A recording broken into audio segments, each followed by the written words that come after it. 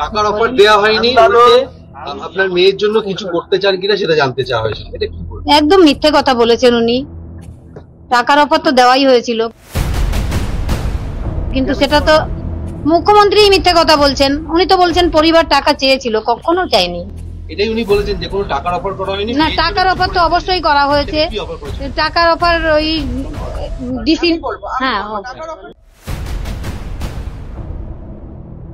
Residential doctor forum একটা official statement করেছিল, তার 3 নম্বর পয়েন্টে লেখা ছিল adequate compensation to the victims family.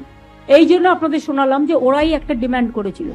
গভর্নমেন্টের একটা সুপ্রিম কোর্টেরই নির্দেশ আছে যে এই ধরনের ভিকটিমসদের একটা হেল্প করার, কিন্তু তাও আমি বলিনি। আমি বাবা মাকে যেটা বলেছিলাম অন রেকর্ড, যেটা আমি বাইরেও বলেছিলাম, মৃত্যুর বিকল্প টাকা হয় না।